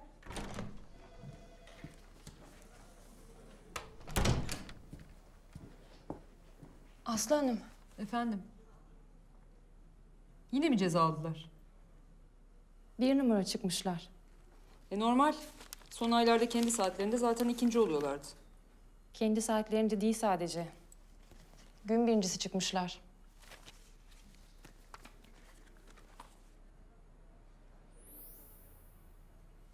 Yandık. Size bir soru sormamız gerekiyor kitabı kazanmanız için. Bu seneki Super Bowl finalinde oynayan Tennessee takımının tam ismi nedir? Ya bilmiyorum desem kaybedeceğim. Ne olur sormayın. İyi bir yöntem. Bak bunu sevdim. Ya aman lütfen. Olur. Legal bu. O zaman başka bir soru soralım. Ya, sormasın. Kaybetmek istemiyorum bunu. Ya da başka bir zaman sorsanız. Yani istediğiniz herhangi bir soruyu. Bu akşam kitabı verseniz bana mesela. Biz sizinle yatmış mıydık ya? Sesiniz hiç yabancı gelmiyor. Gelmez. Biz bir türlü yatamadık ya. Yatmadınız mı sahiden? Konuştuk ama yatamadık. İyi, ikimizden biri yatacak zaten. Alo. Niye büyütüyorsun ki? Gerginim, üstüme gelme. Alo. Nereye geleyim? Nereye geleyim?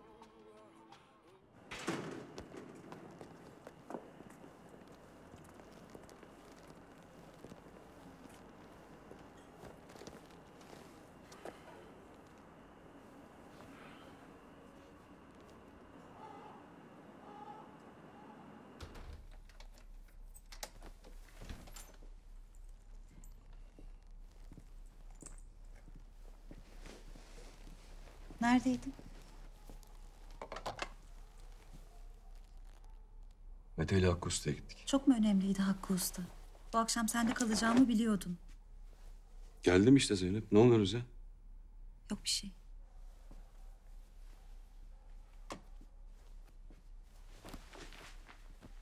Neden programda arayan her kıza yazıyorsunuz? Saçmalama ya. Ben mi saçmalıyorum? Sürekli her akşam seks muhabbeti yapan ben miyim? Yok sizinle yatmış mıydık? Yok bize gelin, yok yalarım. Bu mu sence program? Yani ondan başka bir şey konuşmuyor muyuz? Konuşuyor musunuz? İyi. Konuşmuyoruz. Ya babamla seni tanıştırsam? Sonra adam radyoda seni dinlese ne derim ben? Tanıştırma o zaman babanla. Niye kasıyorsun ki? Ya... Tanıdığım en akıllı, en bilgili adamsın. Niye bunu harcıyorsun? Niye adam gibi kendini sağlama alacak bir şey yapmıyorsun? Hayda. Başlangıçta yaptığım her şey sana heyecanlı geliyordu. Kitapların satmıyor. Radyodan para almayı reddediyorsun. Fotoğraf arada bir çekiyorsun. Niye adam gibi bir şey yapmıyorsun? 19 yaşında falan değilsin ki artık.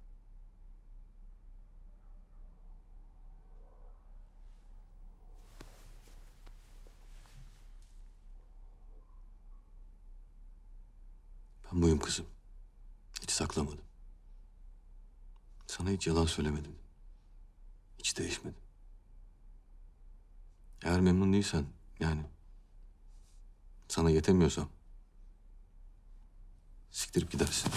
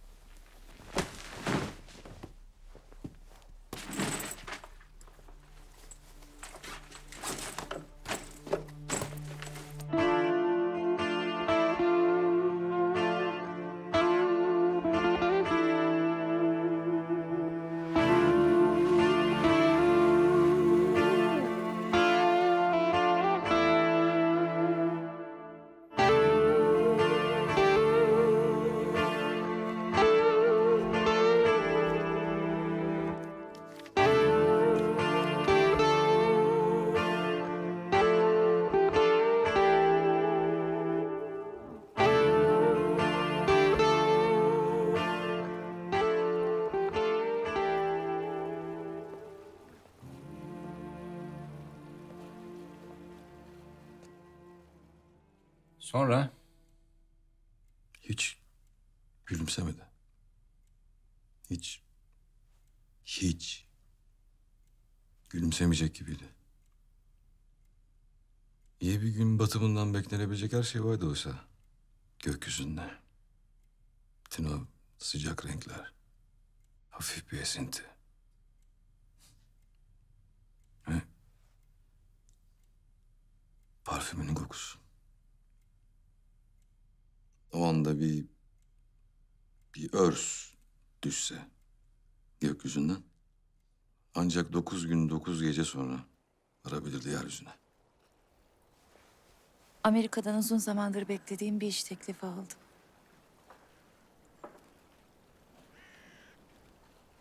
Tebrikler.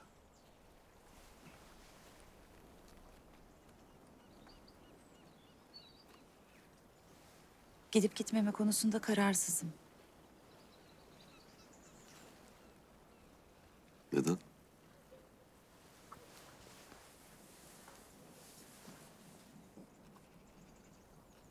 Biraz da sana bağlı.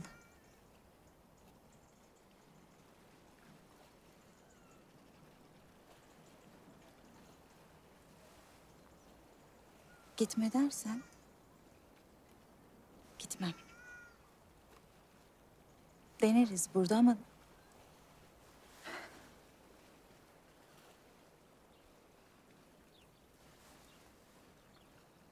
ama senin demen lazım.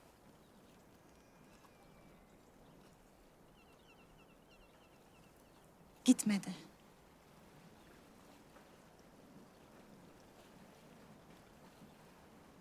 Diyebilir misin?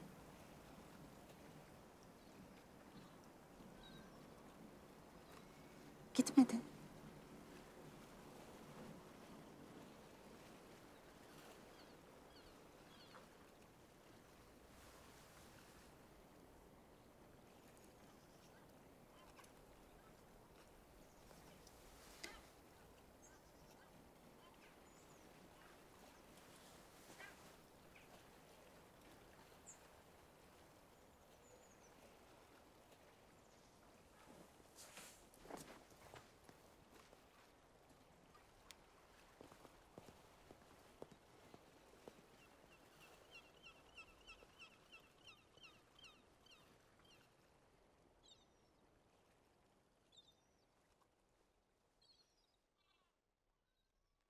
O anda Tunç'tan bir örs düşse yeryüzünden ancak 9 gün 9 gece sonra varabilirdi gözlerine.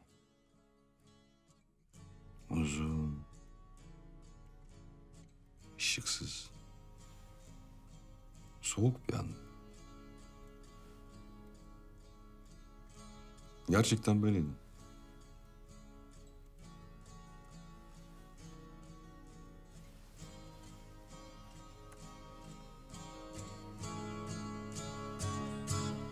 I'm a melancholy man. That's what I am. All the world surrounds me and my feet are on the ground. I'm a very lonely man, doing what I can.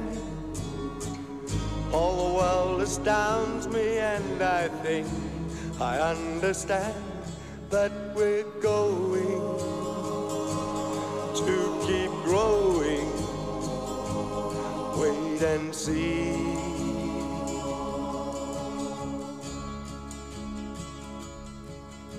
When all the stars are falling down into the sea and on the ground, and angry voices carry on the wind,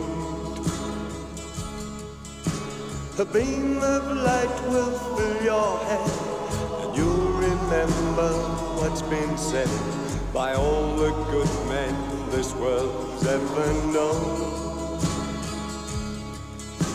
Another man is what you'll see, who looks like you and looks like me, and yet somehow he will not feel the same. His life caught up in misery. He doesn't think like you and me, 'cause he can't see what you and I can see. I'm a melancholy man. That's what I am. All the world surrounds me and my feet are on the ground. I'm a very lonely man, doing what I can. All the world astounds me and I think I understand that we're going. Eyvallah.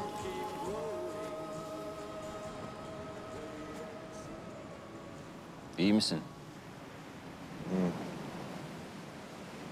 Artık daha iyiyim. Zeynep'ten haber aldın mı? Bir ara konuştuk ya. Yerleşmiş Amerika'ya.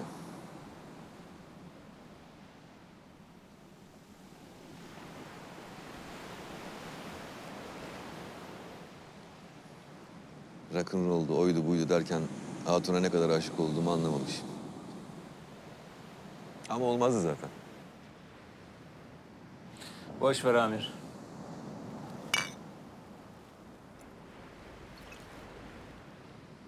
Kadınların özelliği ne biliyor musun? Seni sen yapan özelliklere aşık olup sonra senden o özellikleri almaya kalkıyorlar.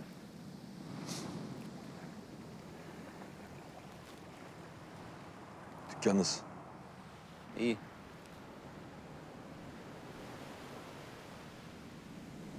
Ben de yayın evine ağırlık vereyim diyorum ya. Basmak istediğim bir sürü kitap var.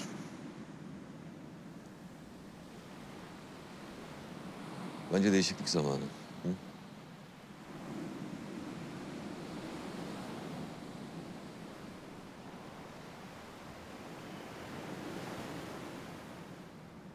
Aslı'ya ne diyeceğiz? Buluruz bir şey.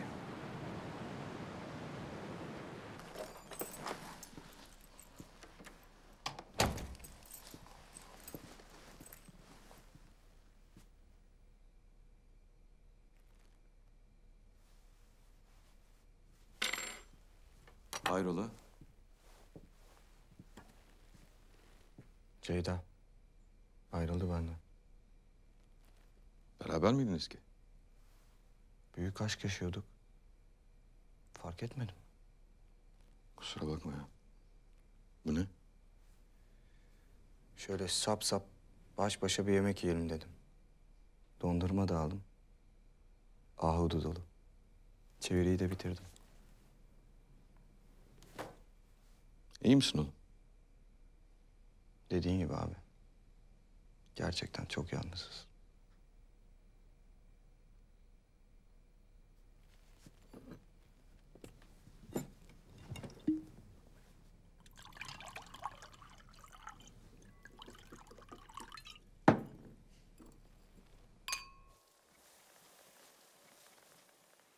Hak mı bu ya? Adalet mi bu ya?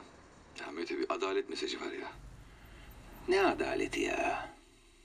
Adalet var mı ya? Adalet varsa bugün ne diyorlar? Halimiz nice olurdu be Kaan'cığım. Ya ver mesajı ya. İçinde sevgi olsun, kardeşlik olsun. Öyle bir mesaj ver işte. Adaletli sevelim ya. Ya bizi seveni biz de sevelim. Bizi isteyeni biz de isteyelim ya. İstemesek de istiyormuş gibi yapalım. En azından o gece sesimizi çıkarmayalım diyorum ya. Ha, bayağı şey diyorsun yani. Pompasına katlanalım diyorsun, öyle mi? Katlanalım ya diyorum. Belki severiz. Zamanla belki severiz diyorum ya. Güzel söylüyorsun. Güzel söylüyorsun bak. Gözlerim doldu ya. Adalet istiyorum ya. Bak ya, damlalara bak ya. Durup dururken hem de. Adalet istiyorum ya. Bir sevgi ve adalet mesajı da sen ver Kaan'cığım ya.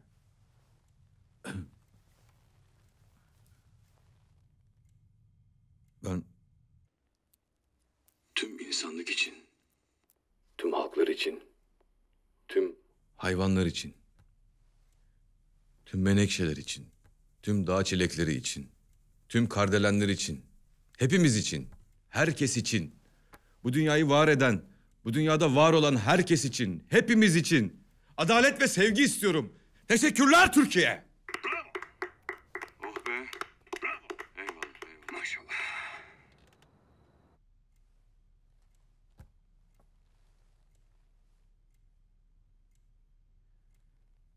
Kaybedenler Kulübü'nün bu sayısını da her zaman olduğu gibi değerli kent dinleyenleri, Montana çetesine, şehrin kötü çocuklarına, tıp dünyasında büyük bir çalkantı yaratan son günlerin en gündemdeki konusu Erol Egemen sendromuna, tüm kötü ruhlara, hayatı ve kadınları halen daha öğrenmekte olduğumuz Kadıköy sokaklarına adadık.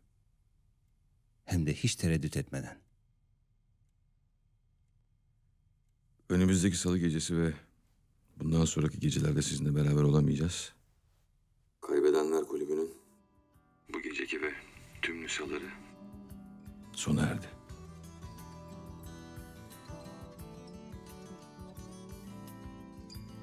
Hepinize iyi geceler diliyoruz değerli kent dinleyenleri. Tabii eğer böyle bir şey mümkünse. Hoşça kalın. Kaybedenler Kulübü bitti.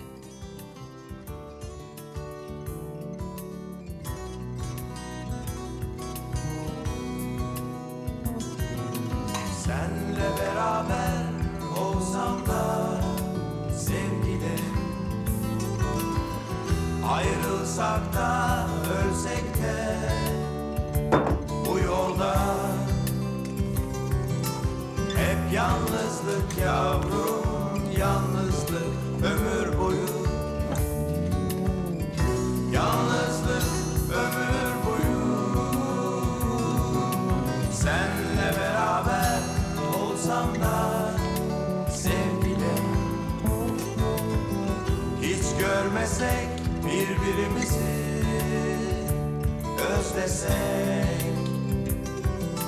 ömür boyu bağlansak da, sevinsek de, üzülsek de, yalnızlık ömür boyu. Birden sen gelsen aklıma, seni unutsam bazı meraklansam gizlice, delice kıskansam seni.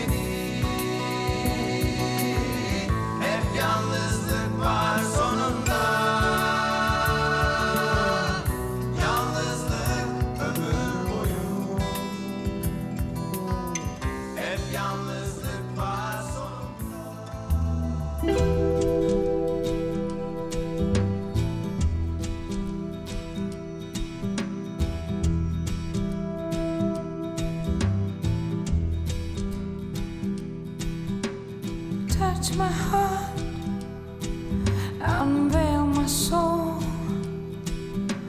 Feel the woman hiding beyond. Oh, woman, my woman.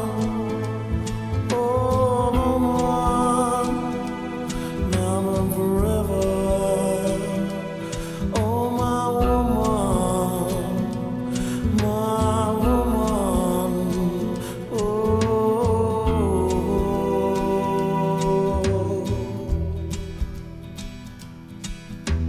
heal my heart, heal my soul, kiss my wounds till I